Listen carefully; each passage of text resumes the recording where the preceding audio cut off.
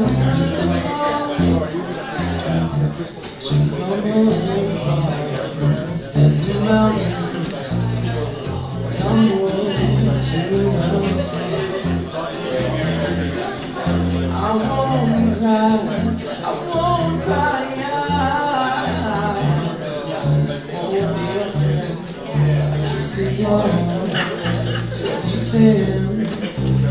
by me.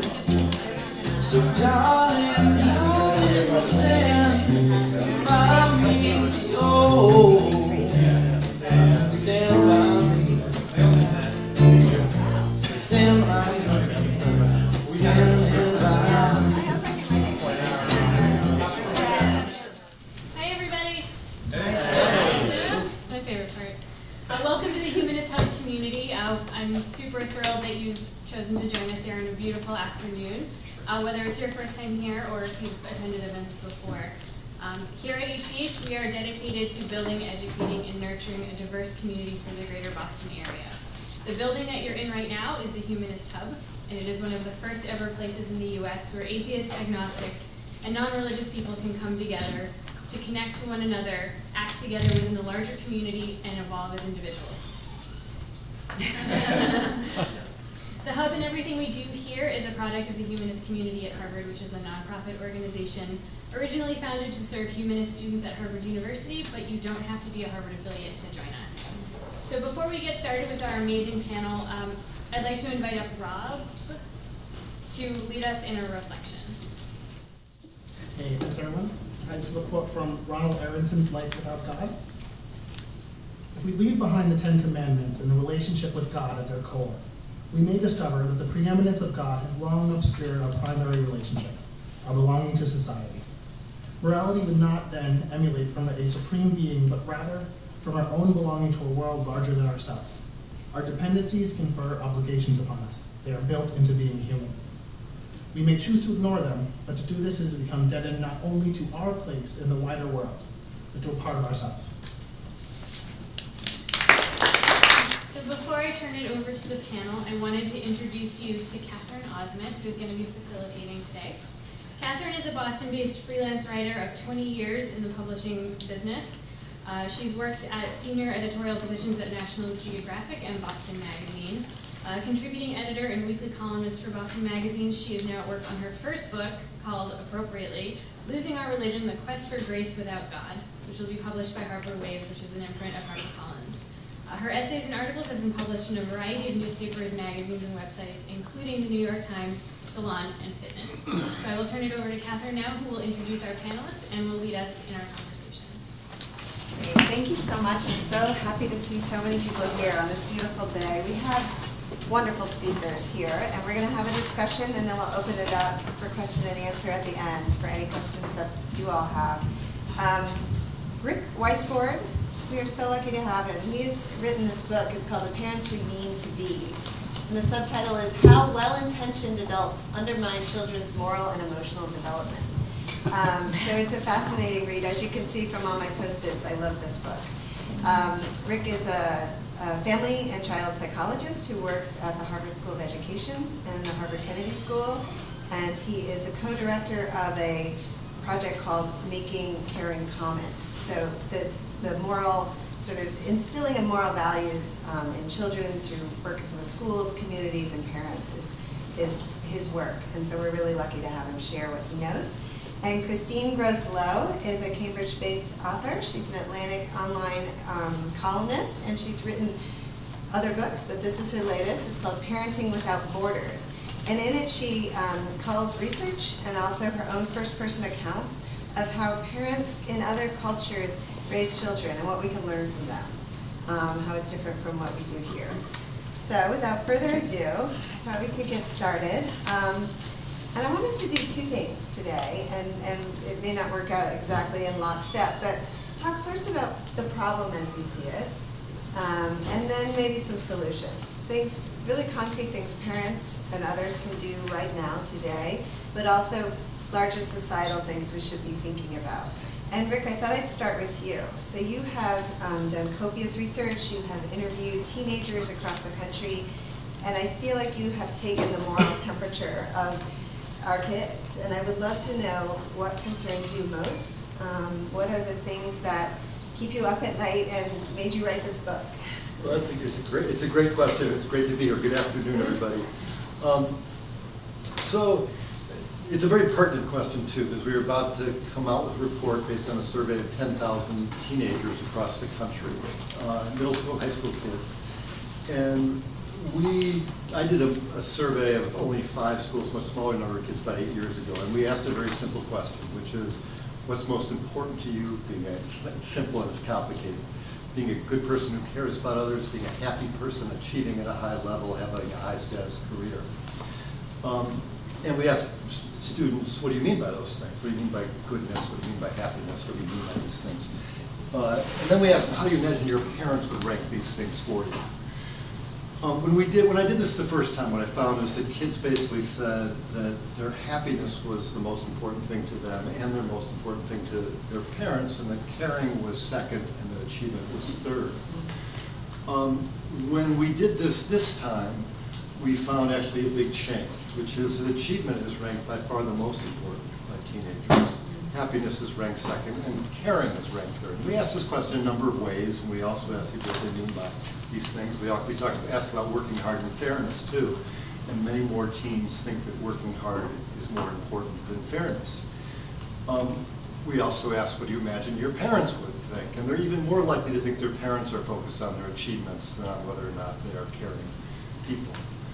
And this is disturbing to me. It's disturbing because I think we wouldn't find it at other times in our history. I mean, what the child historians tell me is that the degree to which we have elevated these aspects of success as the goals of childhood and demoted morality or goodness caring is unprecedented in our history. The other thing that's going on, and I'm giving you a long answer, and I really want to hear what Christine has to say about this, but the other thing that's going on is that when you ask parents what's most important to them, and when you ask teachers what's most important to them in educating kids or in raising kids, they say being a good and caring person. So they're likely to rank achievement third and caring first. So there's a gap in what adults are espousing and what teens are embracing and what teens are perceiving their parents or their teachers as embracing. There's a kind of rhetoric-reality gap that is going on here. So that's one big problem. The second big problem I have to be very quick about is, and the reason I was so eager to talk to you all today, is I also feel like the contexts for moral development are disappearing, and that it's not happening in families as much, that achievement is much more the focus in many communities, and there are race, class, culture differences that are very important here, before I forget, really important ones. That there's less religious participation, there's less participation in Boys and Girl Scouts. Schools are much more focused on academic achievement than on character than they used to be. So I'm worried about, this is the other thing I'm worried about, is these contexts disappearing for moral growth. And Christine, in terms of your research, what do you notice when you're in other countries and you're comparing to the United States? How do we do it differently here? Or do we not do it as much as other countries? Yeah, it's really interesting. So I became a mother of 4 children, and I raised my first 2 children in this country for 6 years, and I moved abroad to Japan, which is a very, very different country in terms of its expectations, child rearing style, etc. And when I went there, I was actually quite shocked, and I saw that a lot of what I saw in terms of just standard mainstream child rearing practices went against the individual too much, because here I think we are given a message, we are giving our children a message, and this is why I think it's so interesting what his research is showing, because the message our children are receiving about what is important and what we think we're giving them, and we're giving them a very mixed message. In fact, I'd say it's not actually all that mixed. I think that we say that we want caring children, but through what we do and what we've learned, it's not even really our fault. What we've been taught we should do to raise moral, ethical, kind children is really sort of backwards. And I've spent a lot of time in East Asia, and obviously I'm of East Asian heritage, and I'm actually writing a book right now with a professor who teaches the third most popular course at Harvard on Chinese philosophy. And it's very interesting because his take on why so many students are interested in this topic is because it offers them a sort of a different way of looking at how to be a good person. it's completely, in East Asia, of course, there are a lot of different religions, but the idea that religion is what animates your goodness, is what gives you a moral code, etc. Like Confucius, for one, would have said that it's actually the opposite. If you believe in a moral deity who has this set of, a moral code that is handed down and rewards and punishments, etc., these will seem to sort of, make you act well in the short term, but in the long term, they really encourage you to act in your own self-interest. And that's exactly precisely the opposite of what it means to be caring and ethical. So in short, what I saw in Japan was very different. I saw, first of all, our children were getting homework from school that would say, come back in your notebook, write down the 5 things you did to help your family the night before. So our school was reinforcing this message, and the children weren't competing with each other. Oh, I scrubbed the bathtub. I made dinner. I watched my little sister. And the other thing that I found very interesting was, there were a lot of differences, but the idea of responsibility, which I know he talks about in his book so much, and it was a great inspiration to me as I wrote mine, the idea of self-responsibility is very much permeating throughout child rearing. Again, in Japan, as here, there are a lot of social class differences in when you get to the aspiring class, the ones who want their children to go to an elite university, etc., you see something very different, and unfortunately very similar to what you see here among a lot of parents who are aspiring toward status and achievement, etc.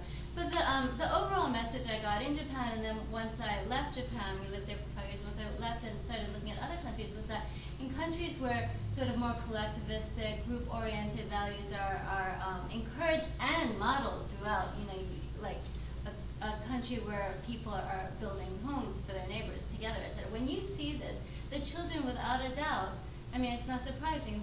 They show more tendency to be caring. They show more fairness.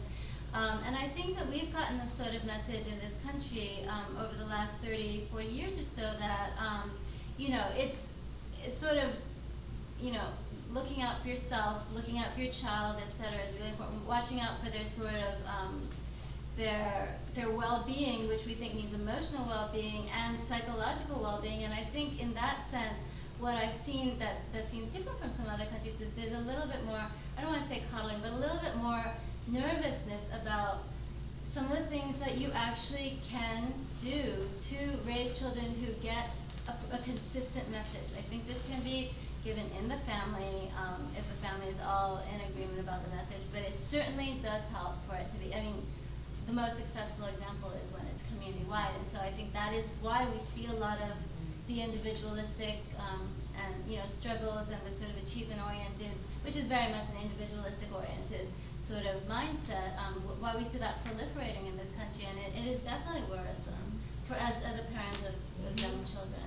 Both of you talk in your book about how important it is to cultivate relationships with other people, right. And that with our focus on achievement and happiness, it's really about that kid all the time. And I've learned so much from reading your books to try not to do that, although I'm sure I fail every day. Christine, tell us just a little bit about the research showing how Japanese mothers get the kids' babies' attention going in a different direction than American This is sort of old research, but it certainly is more borne out. There's a lot more attentiveness to making. Well, okay, in America, American mothers tend to direct their babies' attention, orient their babies' gaze, attention, etc., to objects. Like, oh, look at that gray elephant. Oh, look at the blue car, etc. This actually, a lot of this is also because we're very focused on verbal achievement, verbal prowess, which goes along. That's what we see as being very the sign of intelligence. And in Japan, the research shows that mothers more often were directing their babies towards relationships. Noticing others. What are others feeling? What are others feeling all the time? And I was going to, I don't know if any of you have heard, my friend was telling me about, in her school, the kids talk about the platinum rule, which is different from the golden rule. And the platinum rule is it's as opposed to do unto others as you would want them to do, unto you, do unto others as they would want to have done to them. And so what I saw in Japan, and that's just the personal example, but there are many other cultures like this, is that when there's more orientation toward paying attention to other people, and you can only get that actually also when you are willing to let go of your child too, and trust in their relationships with other people, etc. Have plenty of social practice with other people, and have expectations for how they behave in these situations, then it creates a very sort of different dynamic. And Rick, are American parents doing all those wonderful things? and how would It's you very guide- general how would also, you but guide us? when I say American, it's very, very general. Like, Yeah. Yeah, I think it's we're just both. a tiny. I think we're both speaking generally. Yeah. And again, there are big race, class, culture differences within this country. But one of the things I'm very aware of, I go to playground in Cambridge, and I'm sure I did this when my kids were young too. I have 3 kids that are older. Is that sometimes I will see some parents who are noting their kids' feelings every 5 minutes. That must make you. It's like the mood police are out. That must make you sad. That must make you angry. That must make you frustrated. And I am all for, getting young kids to be able to identify and articulate their feelings, especially boys. This is a very important thing to do. But the frequency with which parents are doing this, I worry can cause kids to become very self-dramatizing, very occupied with their own feelings. And we would do just as well, and this is related to Christine's point, I think, to get kids to focus on other kids' feelings in the playground. And as a parent, to be very attentive, not just to how our kids are feeling, but to how all the other kids are feeling in the playground, and getting our kids to tune into that. And I just think in very day-to-day ways, and I did this when my kids were young, it's things like requiring our kids to reach out to a friendless kid on the playground, or letting them write off a friend who they found irritating. These are things that I did. Requiring my kids to write thank you notes sometimes, letting them be rude to me or my wife occasionally when they were teens. In all these ways, we are prioritizing their happiness over their responsibility and attention to others. I think lots of people are doing that. And I wonder how big a part lack of community or growing lack of community plays in that. It seems that as more, it's been documented that we're leaving our civic and religious institutions, which were once sort of a place where you were really accountable to the group, and not just, in this dynamic between your parent. You really had a group of elders, people of different generations, and there was this code of conduct. And I wonder how much of that is playing into sort of some of the problems we see now, which what you're talking about. Either one. Yeah. I was just thinking it's almost a chicken and egg thing, because I think it goes hand in hand.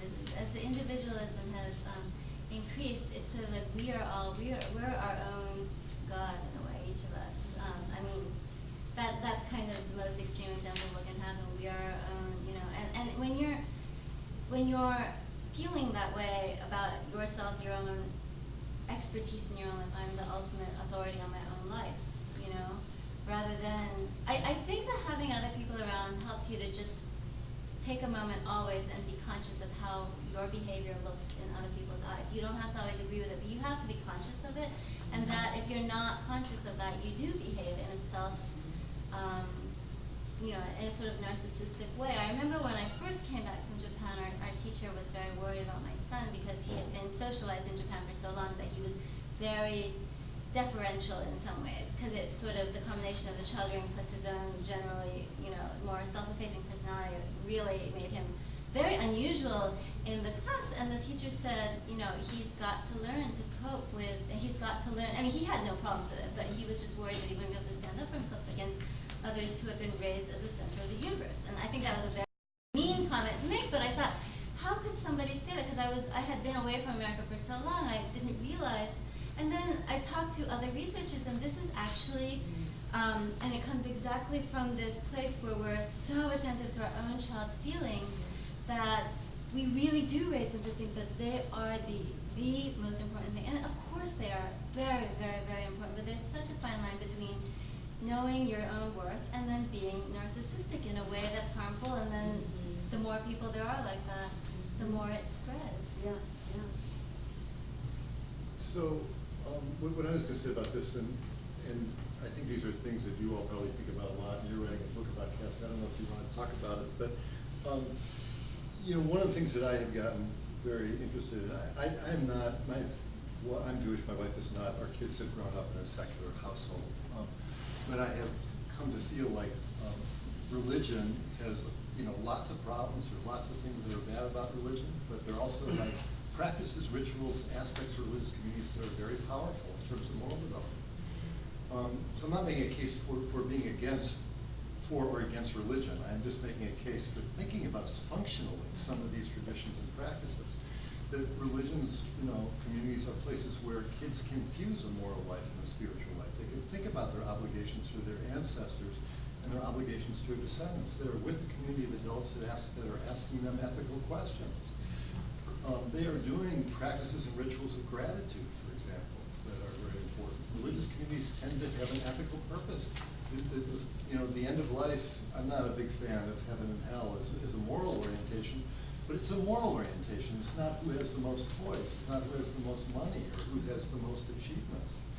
So, I'm very interested in the book that Catherine's writing. I just feel like this is a core issue for us, is how, and this is what I assume that you all are in part doing, if I'm understanding correctly, is how do we reproduce these aspects of religion in secular life?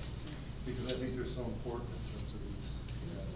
And tell us a little about making caring common, because it sounds like that's a similar project where you're trying to incorporate some rituals into school systems. Can you give us a little overview? Yes. So thank you for giving me an opportunity to make a little plug. The making caring common has two purposes. One is a sort of a big ambitious purpose, which is to try and shift the conversation in the country. I mean, toward elevating caring, kindness, fairness as our primary goals of child raising.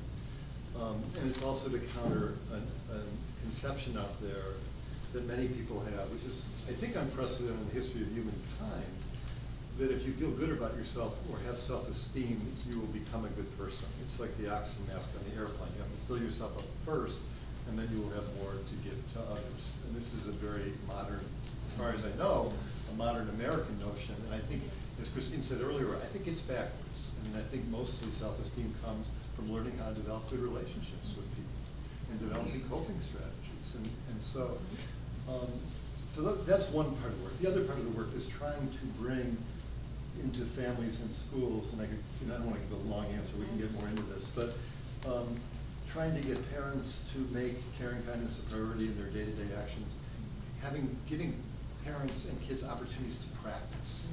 I mean, this is one thing that comes up in our research a lot, is that a lot of people in the country think you're either a good or a bad kid, and it's decided pretty early. And part of the other shift that we're trying to effect is to get people to realize that these are things we're always becoming good people. We always have work to do, and these are things we all need to be practicing all the time. So things like secular blessings, just expressions of gratitude at the dinner table every night can be very important. And the work with schools is similar. So one of the things I was mentioning to Catherine is that, I think things like confirmation and bar mitzvah done well are like wonderful ceremonies for kids, these coming-of-age rituals. And I worry that fewer and fewer kids are doing these coming-of-age rituals. So we're trying to get high schools to take up a coming-of-age ritual. A lot of them are doing a youth capstone, but it's really about self-fulfillment. It's like discovering what you really want to do or who you are. There's very little ethical content. So we're trying to get schools to do a youth capstone that's also about what are my responsibilities for the community? What is justice? What are my commitments to justice? Just as an example of one of the kinds of things. Yeah. Christine and I have joked in the past, we talk a lot about these issues, about the most common curricular element among kindergartners in the U.S. is the Star of the Week program, where the kid is the star of the week, and the whole week is orchestrated around the child. And I think this is exactly what you're talking about. It's coming at it backwards. It's trying to build a self-esteem, but that's not how you really do it. And then, the kids try to outdo each other in their posters and make them bigger, and then they have like someone bring in some extraordinary thing, and some kids' parents can't come in because they're working. It's become like an arms race of achievement. It is important to know that this comes from such a well-intentioned place, and it does come from a sort of misunderstanding of first of all, where self-esteem comes from. And there was a time when self-esteem was the buzzword, and everyone was extremely concerned with trying to cultivate it. And that was in the 80s after I grew up, because I don't remember being raised that way myself. But really, again, to bring it back to the sort of East Asian notion that I really ran into a lot, and that I thought was wrong when I first saw it, was the idea that actions you become what you do. And it is a very old idea, but it's gotten lost in our culture. So the idea now is, you know, mind over matter. When I feel authentic or sincere about a feeling, that's when I will do what I'm supposed to do. And it's really, truly backwards. I was reading this article, which some of you may have read. It was in the New York Times. It's by Adam Grant. He's this professor at Wharton who wrote a book called Give and Take, big book last year, and he says, people often believe character causes action, but in producing moral children, we need to remember that action also shapes character. As the psychologist Carl Week is fond of asking, how can I know who I am until I see what I do? How can I know what I value until I see where I walk? And the reason this was so interesting to me, I actually wrote a lot, probably too much, about manners in my book because I was so struck in Japan by how many manners our children were supposed to I thought it was rote. I was like, oh my gosh, they're supposed to greet people all the time. They even had greeting exercises at school. They would do this, they would do that. And I coming straight from America, I thought, well, this is not sincere. They're not going to be able to express, you know, who they really are this way. And then I came to realize that this was actually an expectation that gave the children constant opportunities to take another person into account. They're like little mini meditations in the middle of the day constantly. Of course, you know, you could have, I'm sure for some it does become rote, but the idea is that it's supposed to inculcate a sensibility. We don't wait for the sensibility to just arise and then behave well. We can take you know, deliberate intentional action and have our children take deliberate intentional action, or let them know that's what our expectation is, to do the actions that cultivate these sensibilities. Again, you know, this is just a slight digression about Confucius again, but there were a lot of people in ancient China with ancestor rituals, ancestor worship, you know, was a very important sort of ritual to do after somebody died. And the wealthy families would start to, I mean, it was a big pain. It was a lot, they had to buy, you know, a pig, and they had to do all these things that just take a lot of time. So it became easy for some families to just parcel it out, like to hire it out to someone. But the Confucius, you know, said, this is completely wrong. You're not doing it. Because they thought the result is all that matters. I do it, the ancestors will know, and that's what I did my duty. The whole purpose of the ritual has nothing to do with the ancestors. No one even knows if they're there and they're sentient or not. The whole ritual is supposed to be, and Rick was saying something very similar about inculcating that sensibility in you of your connection to your ancestors, your connection to the wider community that you're a part of, etc. And all these, you know, these pieces come together to really convince me, and it's really a very different message from the one I got when I became a parent, I'm sure for you as well, that we should be holding our children to higher expectations of ethical behavior. And those expectations have to be there. And clearly it's very helpful when you have many more people on board, and that is the challenge. Well, that's what I was going to say, is I think so many of us do this in isolation. And so, you know, I mean, half the time I'm just trying to get dinner on the table, you know, I'm just trying to get the kids to school and to think about these things and not really be in a community context where these things are coming up, I think makes it even more of a challenge. So I think there's just so many dynamics going on here, and there's also, we haven't even really talked about just our materialist culture and all the technology that kids are kind of like getting swallowed up into. And how can you have a relationship with someone if you're on your phone all the time? I mean, you know, you're not even looking at people. So, you know, I just wonder if we can talk about any maybe success stories you saw along the way, or things that we could start putting into practice in small ways. What sorts of things you tell parents that they could be you know, doing in the home. What can we do tonight?